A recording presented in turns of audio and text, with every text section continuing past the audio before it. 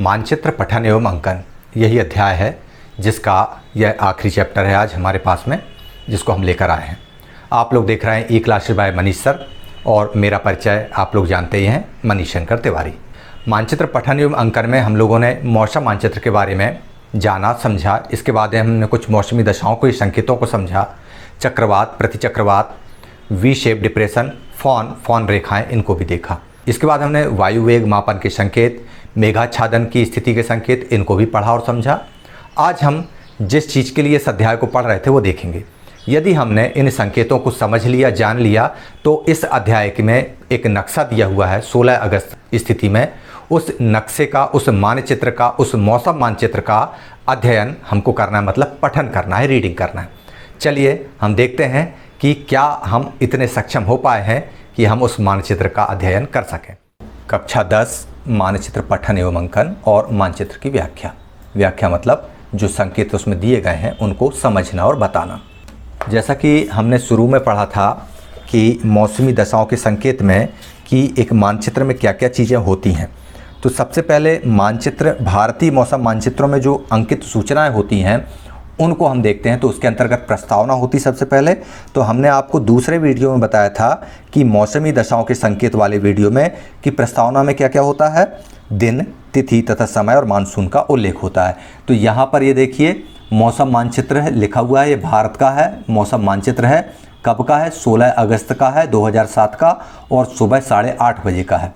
और वर्षा ऋतु यानी मानसून की स्थिति इससे पता चलती है, वर्षा ऋतु का है। तो इसको अब हम आगे देखते हैं।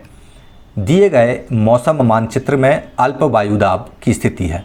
और वायुदाब के क्षेत्र कौन कौन से हैं ये देखिए। वायुदाब का वितरण, प्रथम क्षेत्र 998 मिलीबार की समदाब रेखा से घिरा हुआ है। तो ये यहाँ पर हम जब देखते हैं, ये प्रथम क्षेत्र, ये वाला, ये प्रथम क्षेत्र 998 मिलीबार की समदाब रेखा से घिरा हुआ है। इस क्षेत्र के अंतर्गत पाकिस्तान तथा पश्चिमी उत्तर प्रदेश से कश्मीर तक का भारतीय भाग शामिल है। 998 मिलीबार वाला, तो ये 998 मिलीबार का ये इस तरह से आता है। ये यहाँ से घूम के ये चला आ रहा है, ये इस तरह से पश्चिमी उत्तर प्रदेश, ये पूरा 998 मिलीबार का समदाब रेखा से घिरा हुआ क्षेत्र है। कौन कौन सा है? Pakistan, western UP to Jammu Kashmir. Okay, अब यहाँ पर द्वितीय क्षेत्र की बात करें। द्वितीय क्षेत्र पूर्वी उड़ीसा तथा पश्चिम बंगाल का है और यह 1000 मिलीबार की समदाब रेखा से घिरा हुआ है।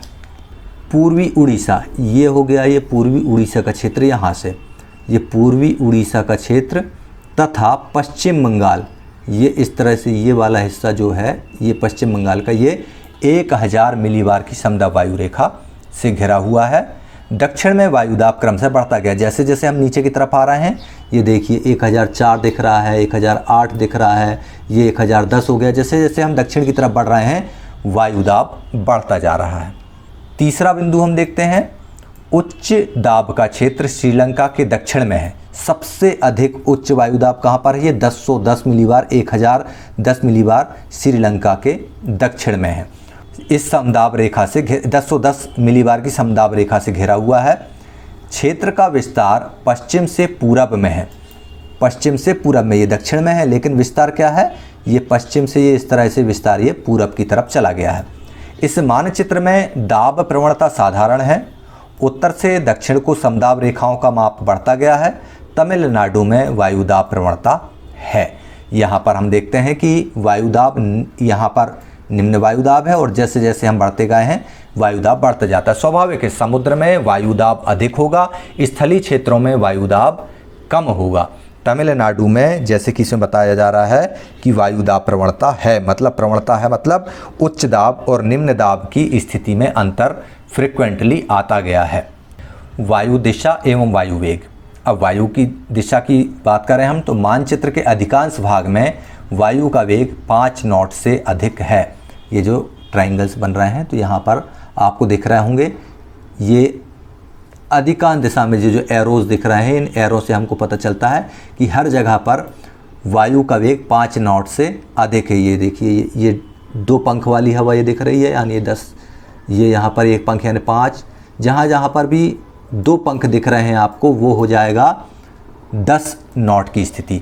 पश्चिम तट पर वायु वेग 10 नॉट के लगभग है, यानी यहाँ पर जब पश्चिम तट पर आते हैं ये, तो यहाँ पर वायु वेग लगभग 10 नॉट की पोजीशन में आता है, यानी ये स्निग्ध है, ये स्थिति बनती है। फिर दक्षिण भारत में वायु पश्चिम से पूरब को चल रही है, ये दिशा दिखा रहा है पश्चिम से पूरब को, यानी ये पश्चिम है, वेस्टर्न साइड से ये इस तरफ को हवा चल रही है। यहाँ पर ये भारत के कश्मीर राज्य में वायु की दिशा उत्तर से दक्षिण की ओर है। ये देखिए कश्मीर में वायु की दिशा ये नीचे तरफ बना हुआ है, यानी ये उत्तर से दक्षिण की ओर है। और ये बादलों की स्थिति भी इसमें दर्शा रहा है कि इस पोजीशन में 1/4 दुर्बल बादल है, दुर्बल मेघाच्छादन है। और ये जो है स्थिति, इससे हमको पता चल रहा है अशांत क्षेत्र के बारे में यहाँ पर जानकारी मिल रही है। मध्य प्रदेश में पश्चिम से पूर्व की ओर है वायु का वेग, ये मध्य प्रदेश की स्थिति लगभग ये वाला हिस्सा मध्य प्रदेश का है, तो ये इस तरफ बना हुआ है। पंख पीछे की तरफ है, पीछे की तरफ है मतलब वायु का वेग इस तरफ है, पश्चिम से पूर्व की तरफ। असम में वायु प्रवाह की दिशा पूर्व से पश्चिम की तरफ है, असम में ये पूर्व से पश्चिम की तरफ, और संपूर्ण मेघाच्छादन की स्थिति यहाँ पर ये दिख रही है आपको, ये पूरा वृत्त भरा हुआ है। तथा दक्षिण पश्चिम की ओर भी है, कुछ स्थितियाँ ये दक्षिण पश्चिम की ओर भी हैं, ये इस तरह की है, ठीक है ना।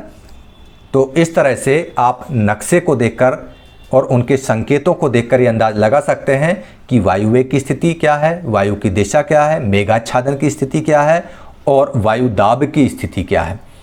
आकाश की स्थिति के बारे में अब अगर हम वर्णन करते हैं तो देखते हैं कि भारत के पश्चिम भाग मेघाच्छादित हैं। पश्चिम भाग यानी ये वाले हिस्सा, ये देखियो, ये संपूर्ण मेघाच्छादन को दर्शा रहा है। ये भाग, ये संपूर्ण मेघाच्छादन, ये सारे जो है पश्चिमी भाग, ये वाला, ये बादलों से भरा हुआ है, ये वाला भाग इसके इस तरफ। बांग्लादेश, असम, अगरतला, मणिपुर, डिब्रूगढ़ तथा ये मेघाच्छादित हैं, ये पूरे यहाँ पर।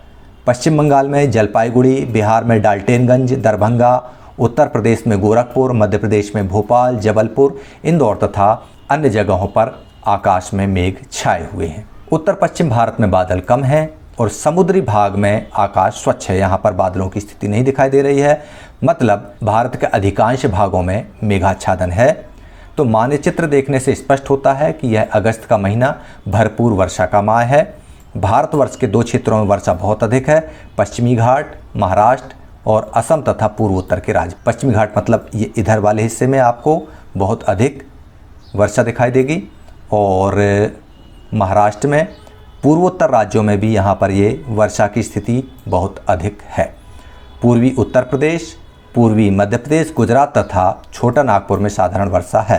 पूर्वी मध्य प्रदेश में ये आपको वर्षा कम दिख रही है, पूर्वी उत्तर प्रदेश में भी आपको यहाँ वर्षा की स्थिति कम है, छोटा नागपुर के पठार में भी आपको ये वर्षा की स्थिति कम है, साधारण वर्षा है। उत्तर पश्चिम भारत में भी वर्षा कम है। प्रमुख वर्षा के स्थान निम्नलिखित हैं: जलपाईगुड़ी में 2.2 सेंटीमीटर, सिलीगुड़ी में 1.4 सेंटीमीटर, महाबलेश्वर में 9.4 सेंटीमीटर, इंदौर में 8.1 सेंटीमीटर, चेरापूंजी, पचमढ़ी, रत्नागिरी और कलिंपोंग में 5.1 सेंटीमीटर वर्षा की स्थिति दर्शाई गई है। और इस तरह हम समुद्र की दशा के बारे में जब हम बात करते हैं तो मौसम मानचित्र से समुद्र की स्थिति स्पष्ट होती है। गुजरात के पश्चिमी तट पर समुद्र की दशा सम है, गुजरात के ये यहाँ पर पश्चिमी तट पर यहाँ पर समुद्र की स्थिति सम है। रत्नागिरी के पास स्निग्ध है, ये लिखा हुआ स्निग्ध। केरल के तट पर स्निग्ध एवं प्रशांत। मिनिकॉय के पास समुद्र की दशा दुर्बल है, ये यहाँ पर हम स्निग्ध ये देख रहे हैं, ये मिनिकॉय के पास ये दुर्बल है, ये यहाँ पर ये दिख रहा है ये दुर्बल। श्रीलंका तथा भारत के मध्य समुद्र शांत है, ये श्रीलंका और भारत के बीच में समुद्र की स्थिति बड़ी शांतिपूर्ण है, यहाँ पर किसी लहरों का ज़्यादा प्रभाव नहीं है। विशाखापट्टनम और अंडमान निकोबार के पास भी समुद्र की स्थिति शांत दिखाई देती है। इस प्रकार हम मौसम की अगर भविष्यवाणी करें तो संपूर्ण देश में वर्षा की प्रबल संभावना है। भारत के उत्तर पश्चिम भाग में वर्षा होने के आसार कम हैं। पश्चिमी तट एवं पूर्वी भारत में घनघोर बादल छाए हुए हैं, इससे भारी वर्षा की संभावना बनती है। उत्तर पूर्वी भारत तथा मध्य भारत में अच्छी वर्षा की संभावना है। तो उपरोक्त बिंदुओं के आधार पर मौसम मानचित्र की व्याख्या की जाती है और इस तरह से आप लोग मौसम के मानचित्र को देखकर उसकी व्याख्या करने में सक्षम हो चुके हैं, यदि आपने इन मौसमी संकेतों को बहुत अच्छे से समझ लिया है तो। चलिए अब हम देखते हैं अभ्यास के लिए प्रश्नावली। इस प्रश्नावली में आपको यह जो मौसम मानचित्र दर्शाया गया है, इस मौसम मानचित्र की व्याख्या निम्नलिखित बिंदुओं के आधार पर करना है। पहला बिंदु चक्रवात व गौड़ चक्रवात का क्षेत्र बताना है, दूसरे में वायुफान का क्षेत्र और तीसरे में आपको प्रति चक्रवात का क्षेत्र इस नक्शे में कहाँ पर बन रहा है इसको देख करके आपको दिखाना है। इस प्रकार मौसम पठन एवं अंकन में अब आप यदि रूढ़ चिन्हों को, मौसमी संकेतों को, वायु वेग के संकेतों को, वायु वेग मापन के संकेतों को, मेघाच्छादन की स्थिति दर्शाने वाले संकेतों को यदि आप पढ़ चुके हैं, समझ चुके हैं, तो किसी भी मौसम मानचित्र जो भारत का है उसको उन चिन्हों के माध्यम से आप मौसम की भविष्यवाणी भी कर सकते हैं और उसका पठन भी कर सकते हैं। इस प्रकार आज मौसम मानचित्र के अंतर्गत मानचित्र पठन एवं अंकन अध्याय को यहीं पर विराम देते हैं। आप लोग अपने घर पर रहकर ई क्लासेस बाय मनीष सर के जो वीडियोस हैं उनको देखिए और अपने कॉन्सेप्ट्स को क्लियर कीजिए। यदि किसी तरह का कोई डाउट फिर भी रह जाता है तो आप कमेंट बॉक्स में लिखिए, हम डाउट क्लियरिंग सेशन में आपके सारे डाउट को क्लियर करने की कोशिश करेंगे। तब तक आप लोग देखते रहिए ई क्लासेस बाय मनीष सर और मुझे इजाज़त दीजिए। जय हिंद।